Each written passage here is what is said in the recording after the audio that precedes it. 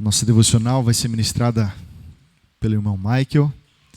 Quero chamá-lo aqui na frente para isso. Que Deus abençoe nossas vidas nesse momento em que ouviremos a palavra.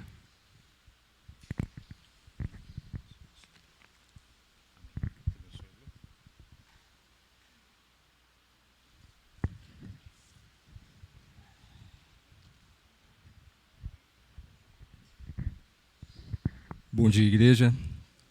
Tudo bem com os irmãos? Irmãos, no devocional de hoje, peço que os irmãos abram a palavra de Deus no livro dos Salmos, capítulo 143. Salmos 143. Nós vamos ler os versículos 8, 9 e 10. Salmo 143, de 8 a 10.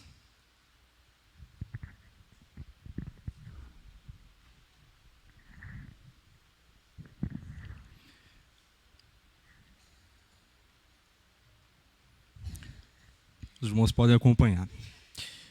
Versículo 8. Faze-me ouvir pela manhã da tua graça, pois em ti confio. Mostra-me o caminho por onde devo andar, porque a ti elevo a minha alma. 9. Livra-me, Senhor, dos meus inimigos, pois em ti é que me refugio. 10. Ensina-me a fazer a tua vontade, pois tu és o meu Deus. Somente até aqui, irmãos. Oremos nesse momento. Senhor, mais uma vez estamos diante de ti. E nesta oração te pedimos que nos guie pelo teu Santo Espírito nesse devocional. Guarda-nos, Senhor, guarda o nosso coração cada vez mais de acordo com a tua palavra. É o que te pedimos nesta manhã, em nome de Jesus. Amém. Irmãos, para nós entendermos, para não pegar nada fora do contexto, qual que é o contexto do Salmo 143? É uma súplica por libertação. E ele é um dos últimos salmos de penitência. O que é um salmo de penitência? É aquele em que o salmista reconhece a pecaminosidade humana, ele vê a necessidade de arrependimento e ele entende a realidade da graça de Deus, nada por merecimento. E depois ele suplica para que o Senhor o ajude no momento de perseguição e aflição, quando ele reconhece que os seus recursos não são suficientes para o livrar. E por fim ele descansa na fidelidade e no amor da aliança do Senhor. Por que destacamos hoje o versículo 8, o 9 e o 10? Vejamos bem, lá no 8, mostra-me o caminho por onde devo andar. Se formos no 10, ensina-me a fazer a tua vontade. E aí vem o tema. Qual seria essa vontade do Senhor que nós devemos buscar, que o Senhor nos ensine? Puxando na memória, eu sei que os irmãos, as irmãs são muito bem, têm uma memória muito boa. No começo do ano, o irmão Renan, nos deu uma aula na IBD sobre o Pai Nosso. E dentro da explicação do Pai Nosso, ele falou sobre a vontade do Senhor. Então, assim, eu sei que os irmãos já cantaram, estamos despertos, mas sem consulta, a consulta é a mente. Vamos orar o Pai Nosso, até a parte que fala da vontade, vamos ver? Não pode errar, hein? Desde as crianças, vamos juntos em uma só voz, aqui recitar o Pai Nosso. Vamos lá? Até a parte da vontade. Eu vou aqui guiá-los também, vamos lá? Eu também não vou olhar em nada, viu? Se eu errar, vocês me perdoam. Vamos lá. Pai nosso que estás nos céus, santificado seja o teu nome. Venha o teu reino. Seja feita a tua vontade, assim na terra como no céu. Paramos aí. Nota 10, né, pastor Brian? Todo mundo sabe a oração do Pai Nosso. Na ocasião, rapidamente, o irmão Renan, ele explicou que a vontade de Deus, ela pode ser dividida de duas formas, como vontade decretiva e vontade prescritiva. Isso é importante a gente saber. A vontade decretiva, eu vou pegar aqui as palavras do Renan, tá? Ele disse que são aquelas coisas que são determinadas, que são firmadas desde antes da fundação do mundo, são os decretos de Deus. E a vontade de Deus prescritiva é aquilo que Ele prescreveu por sua palavra, Ele nos recomendou. E na ocasião foi citada uma frase do reverendo Augustus Nicodemos, que é muito famosa, que é assim: quer saber a vontade de Deus? Leia a palavra. Mas quer ouvi-la de forma audível, né? Leia a Bíblia em voz alta. Partindo desse princípio, pegando o texto que nós lemos, o que é esse caminho, essa vontade de Deus que nós devemos buscar? Vejamos bem, a vontade de Deus prescritiva, aquilo que Ele diz, os preceitos que devemos fazer para agradá-lo, já está revelado, irmãos. Está revelado na palavra. Nós não devemos buscar em outra fonte, a não ser na Bíblia, o que Deus quer para que nós tenhamos uma vida agradável a Ele. E isso, quando a gente pega na parte da oração do Pai Nosso, seja feita a tua vontade, assim na terra como no céu, lá está falando da vontade tanto decretiva dos decretos de Deus, quanto da prescritiva, daquilo que o Senhor prescreve para nós, que resume em uma só fala: esvaziar-se de mim e encher de Cristo, e aceitar essa vontade. E aí a gente lembra que não existe sorte para o cristão, existe a soberania de Deus na nossa vida. Ou seja, Senhor, faz a tua vontade, eu abro mão da minha. E pegando aí, o que é importante para nós entendermos na reflexão de hoje? Há uma confusão no meio evangélico sobre essa questão da vontade de Deus. Você deve ter ouvido muita gente falar assim: ó, Deus tem um plano maravilhoso na tua vida. E de fato Deus tem um plano maravilhoso na nossa vida, um plano de redenção, de salvação. Ele tem esse plano. Mas muitos interpretam essa fala, Deus tem um plano maravilhoso, para assuntos específicos, pontuais, como se o Senhor fosse revelar a cada um a vontade específica individualmente de cada problema nosso, como onde que eu vou morar, que profissão eu vou seguir, caso ou no caso com aquela moça, para os jovens aí, ou a jovem, né? Caso ou no caso com o moço, é aquele, não é? E isso gera em nós uma ansiedade, e uma busca, e uma confusão no entendimento da palavra. Por quê? O Senhor mesmo recomendou que é para nós buscarmos conhecer a sua vontade. Se a palavra fala busque conhecer a vontade dEle, quer dizer que Ele já revelou a vontade dEle, que está aqui. Senão o Senhor estaria brincando de esconde-esconde com nós. Ele fala: busca a minha vontade, mas não vou revelar não, viu? Olha, para você saber a minha vontade, você vai ter de jejuar, você vai ter de buscar um profeta, você vai ter de ir em tal lugar, você vai ter de... Aí abre porta para muitas coisas que são subjetivas. Então, quando o Senhor fala, busque a minha vontade, procure saber os caminhos que você deve andar, não são essas questões que são ocultas para nós. Disso a gente pode entender que a vontade preceptiva, a vontade prescritiva do Senhor é aquela que é revelada. E a vontade decretiva, os decretos do Senhor, nem sempre são revelados. Ao contrário, se nós pegarmos a palavra de Deus, os decretos do Senhor, a gente vê sempre olhando para trás. Eu tomo por base um livro do reverendo Heber Campos Júnior, que eu estou estudando, inclusive, que chama Tomando Decisões Segundo a Vontade de Deus, da editora Fiel. Até muito importante, quem puder adquirir esse livro, dá para nós uma base muito boa. Eu vou até repetir o nome para os irmãos. Tomando Decisões Segundo a Vontade de Deus. É um livro muito bom. E aí, o que acontece? Essa busca pelo oculto, essa busca, o que o Senhor quer da minha vida, o que eu devo fazer, gera a ansiedade, que é um pecado para nós. Essa ansiedade pelas coisas desta vida, pelo amanhã. Quantas vezes perdemos o sono? Quantas vezes ficamos aí nervosos? Uns entram em depressão por não saber que caminho tomar. Por quê? Se Deus tem um plano maravilhoso na minha vida, o que eu vou fazer? Que caminho? Para onde que eu vou? E aí, eu cito uma frase do reverendo Heber Júnior, deste livro: não há nada além das Escrituras que precisamos saber e conhecer para uma vida agradável a Deus. Ponto final. Resumiu. É isso que nós temos de saber. Não há nada além da Escritura que a gente precisa saber e conhecer para ter uma vida agradável a Deus. Qual que é o nosso fim, a nossa finalidade? Louvar a Deus, honrar a Deus, viver para a glória de Deus. E como nós vamos fazer isso? Imagina se essa finalidade fosse oculta, se dependesse de interpretações de profetas. Meu Deus, O Senhor não fez isso conosco, Ele é tão maravilhoso que Ele revelou tudo para nós. E aí, irmãos, onde que tem o maior problema? Naquelas questões que não são nem moralmente certas e nem erradas.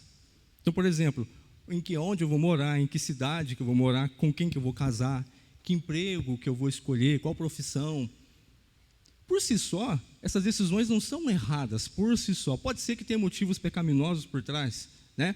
Então, por exemplo, se uma moça, ela está em dúvida, né? Tem 2 moços que conquistaram o seu coração, ela está apaixonada por 2. Um é crente, outro é descrente. E aí? Ela precisa de um profeta falar para ela que ela tem de seguir ali o que a palavra fala, se ajuntar com um crente, essa é a preferência. Se tem 2 empregos, um desagrada a Deus, um às vezes é até uma prática ilegal, tem ali práticas espúrias, coisas que não agradam o Senhor, mas ganha muito dinheiro. E o outro não, o outro é trabalhoso, mas ganha pouco. Que dúvida tem em saber qual que eu devo escolher? Então fica fácil se nós nos guiarmos pela palavra de Deus, irmãos. E aí, quando alguém não tem a sua base, a sua fé, o conhecimento na palavra, do que ele fica dependendo? Profecias, sonhos, visões, testes. E aí, irmãos, a gente entra numa seara bem complicada. Essa busca dessa orientação nos leva a métodos perigosíssimos, os quais eu vou contar aqui 4, vou passar para vocês 4 métodos que são perigosos e rápidos, dá para vocês entenderem. Primeiro, o método chamado portas abertas, oportunidades. Ou seja, se surgiu a oportunidade, quer dizer que é da vontade de Deus. Por si só, eu não posso saber se é da vontade de Deus ou não, só porque surgiu uma oportunidade. Surgiu a oportunidade daquele emprego. Será que é da vontade de Deus? É, porque surgiu a oportunidade. Olha, eu ganhei uma viagem para ir lá para os Estados Unidos, tudo pago, não vou ter um gasto. Bom, é tudo pago, quer dizer que é da vontade de Deus. Mas será que é só isso que eu tenho de olhar? E daqui a pouco a gente vai ver como nós aplicamos, como nós filtramos isso. Tudo no intuito de agradar melhor o nosso Senhor.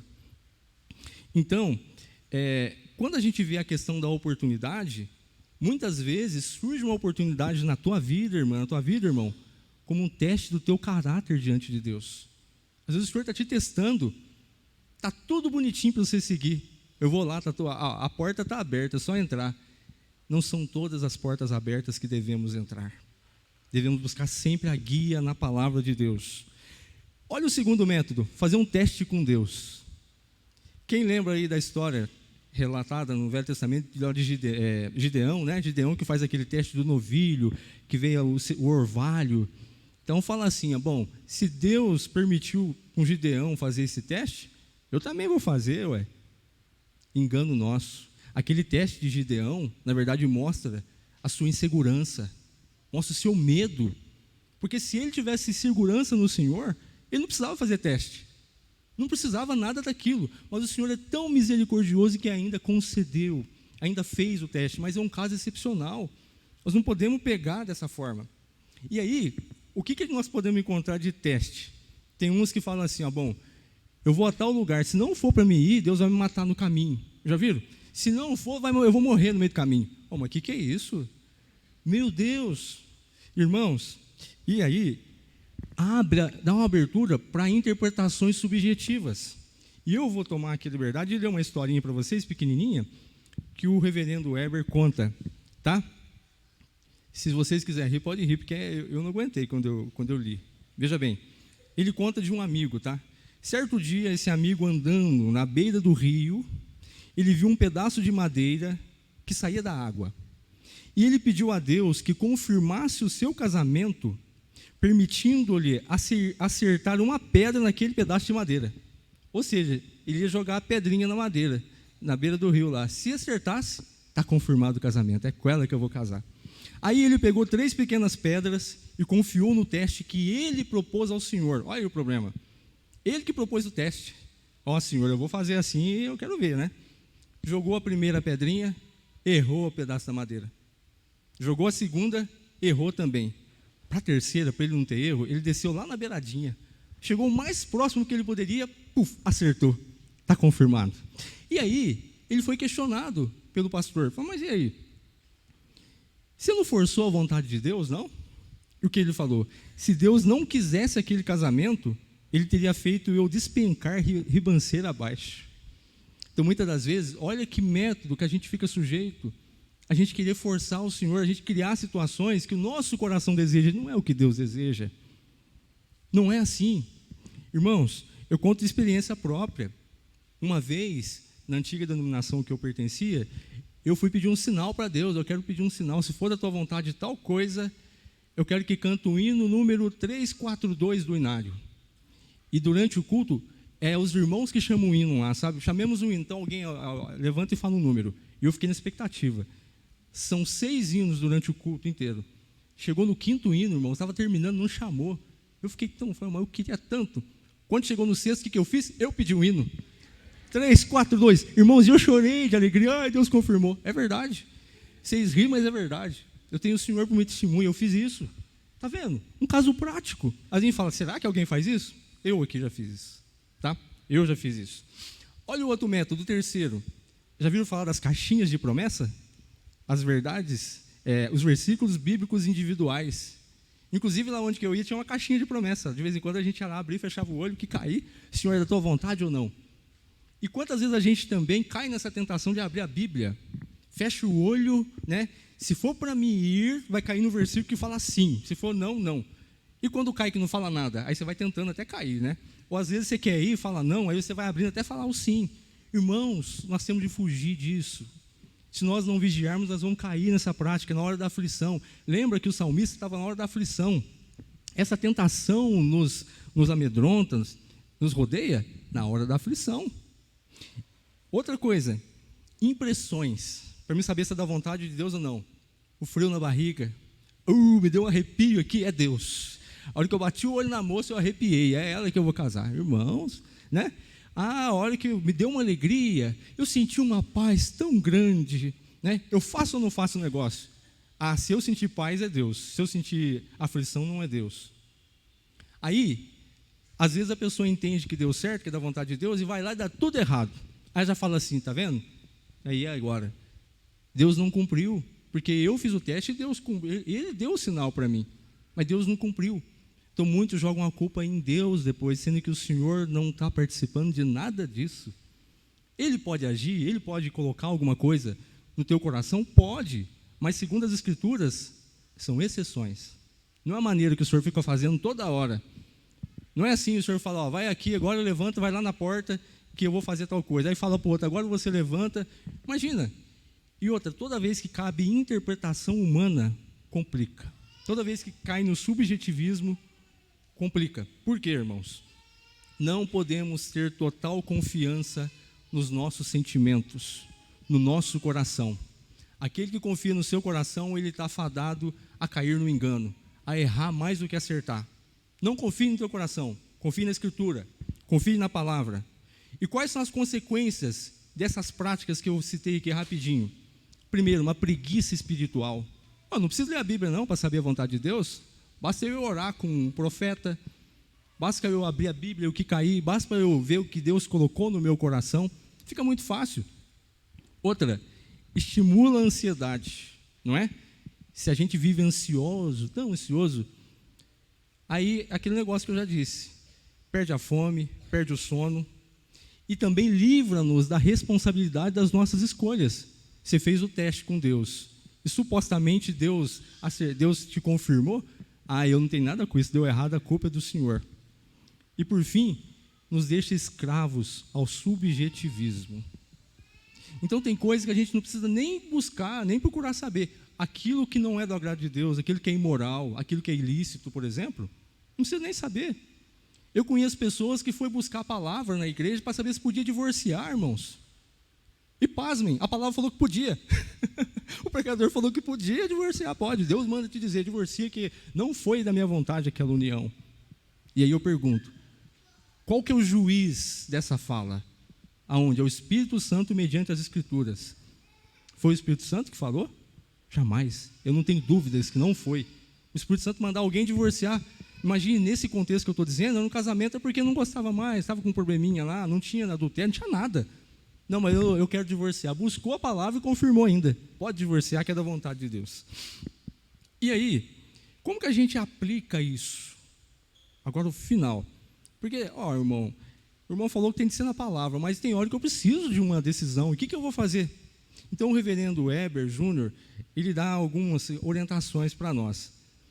Considerações. Primeiro, essa escolha é lícita? É moral? Está dentro da moralidade? Depois, convém para mim? Me edifica? Faz bem para a minha alma? Depois, isso é escravizante? Será que vai tomar o lugar de Deus na minha vida? Será que eu não vou estar criando um ídolo do meu coração, que pode estar no trabalho, nos estudos e até na nossa família? Depois, será que essa decisão é útil para outras pessoas ou se faz alguém tropeçar? Será que leva alguém ao erro? E ele cita o caso de um irmão que queria fazer um curso nos Estados Unidos só para atingir uma graduação maior. E ele ia ficar um bom período longe da família. E aí ele ia abandonar a esposa, os filhos, um bom tempo, para ele ter apenas um título maior. Não era salarial, não era nada, um título maior. E aí, será que ele não estava querendo buscar algo para o seu próprio ego? Esquecendo, abrindo brechas, abandonando a sua esposa, a sua família? E por fim, a minha motivação, a minha escolha, glorifica ou não glorifica o Senhor? Nós temos de levar isso em conta, irmãos. Nós temos de levar isso em conta. E por fim, o Senhor tem prazer em guiar o seu povo, mas nós não devemos esperar por respostas prontas.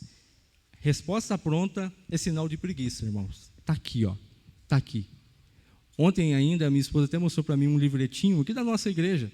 Eu até trouxe aqui um livretinho pequenininho. Mini Bíblia. Aqui nessa mini Bíblia tem um monte de orientação aqui sobre temas, solidão, vida financeira, tudo que já está na palavra. Basta a gente procurar. E o Senhor sempre vai nos guiar. Irmãos, não temamos. Os decretos de Deus na nossa vida sempre serão cumpridos. Independente de alguém falar, independente de alguém sonhar com você, sentir com você, o que Deus estiver de fazer na tua vida, Ele vai fazer. Ele vai fazer. Na vontade decretiva de Deus, não cabe opinião do homem. Cabe determinação do Senhor, que é desde a fundação do mundo. Tá bom, meus irmãos? Então, esse é o nosso devocional que eu queria passar para os irmãos. Deus abençoe a todos.